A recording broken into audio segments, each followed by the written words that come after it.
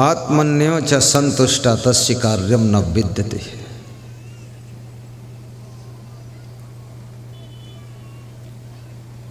स्यादात्म तृप्तश्च मानवः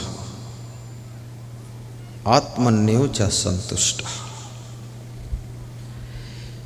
यदि संसार की वस्तुओं को पाकर तुम संतुष्ट होना चाहते हो, संसार की पद प्रतिष्ठा को पाकर के संतुष्ट होना चाहते हो, संसार का वैभव पाकर के तुम तृप्त होना चाहते हो, याद रखना ये निरर्थक व्यायाम है, ये निरर्थक दौड़ है। संसार की चीज़ों को पाकर आज कोई तृप्त नहीं हुआ है।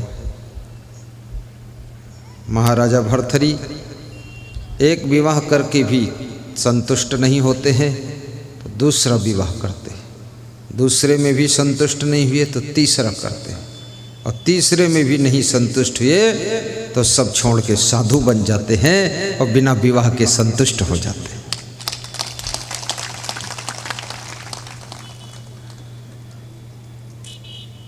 जिसकी जिंदगी में समझ है, विवेक है, उसकी जिंदगी धन्य है।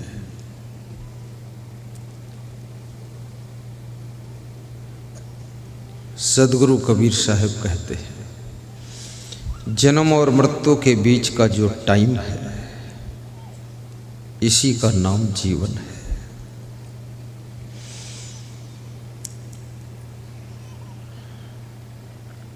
माता पिता के सहयोग से जन्म होता है, लेकिन मृत्यु बिना किसी के सहयोग के हो जाती है।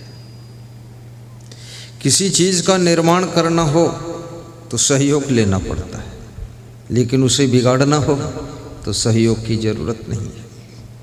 मृत्यु अपने आप हो जाती है, उसमें माता पिता मदद नहीं करते। तुम्हारा गला नहीं दबाते मरते समय कि जब तक मैं दबाऊंगा नहीं गला, मारने में मदद नहीं करूंगा तू मरेगा भी नहीं, कुछ नहीं करते। वो तो बचाना चाहते, फिर भी तुम मर जाते हो। लेकिन मरता है तो कौन मरता है, और जन्मता है तो कौन जन्मता है। जन्म भी होता है तो शरीर का जन्म होता है, इस आत्मा का जन्म नहीं होता, रूह का जन्म नहीं होता, जिसको इस्लाम में रूह कहते हैं, हिंदुओं में आत्मा कहते हैं, कबीरपंथी जिसको जीव कहते हैं।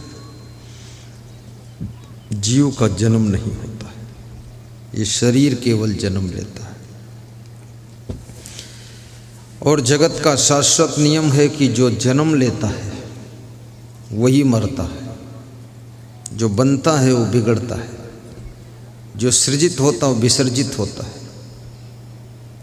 जो बन नहीं सकता वो बिगड़ नहीं सकता, जो जन्म नहीं ले सकता वो मर भी नहीं सकता, जो मर नहीं सकता वो जन्म भी नहीं ले सकता। न जायते मृते व कदाचिन नयम भूत्वा भविता व न भूया अजो नित्य शास्त्रोयम पुराणो न हन्यते हन्य माने शरीरे। श्री कृष्ण अर्जुन को समझाते, ये आत्मा न मुसलमान है न हिंदू है, ये आत्मा न सिखाई है, न ईसाई है, न सिख है, न जैन है, न यहूदी है, न पारसी है। ये आत्मा जाति पाति मद मजहब से पार है, इसकी कोई जाति नहीं है, इसका तो एक ही रूप है। ये आत्मा जहाँ रहता है वहाँ सिर्फ और सिर्फ ज्ञान करता है, ये ज्ञान स्वरूप आत्मा है, इसमें ज्ञान ही ज्ञान है। शरीर में आँख रहती है, कान रहते हैं, मुंह रहता है, जीभ रहती है, हाथ पैर रहते हैं, लेकिन केवल आत्मा नहीं रहता है। जब आत्मा निकल जाता है तो शरीर को मुर्दा कहा जाता है, और आत्मा न होने पर, जीव न होने पर, रूह के निकल जाने पर ये आत्मा नहीं है। इसलिए आँख है पर देखती नहीं है, कान है पर सुनते नहीं है, जीभ है पर बोलती नहीं है, मुंह है पर कुछ चबाकर खाता नहीं है, हाथ पाँव है पर चलते फिरते नहीं है। याद रखना, जब आत्मा इसके अंदर विराजित रहती है तो आँख देखती भी है, मुंह बोलता भी है, और कान सुनते भी हैं। तो इस शरीर का सारा अस्तित्व कौन है? वो आत्मा है, जीव है, रूह है। और यही मेन तत्व है जो इस शरीर को जिंदा रखता है। और ये जिंदा रखने वाले तत्व का नाम ही आत्मा है। और आत्मा जब पवित्रता को प्राप्त करता है, परम कार्यों में लग जाता है, तो इस आत्मा को ही परमात्मा का स्थान दिया जाता है।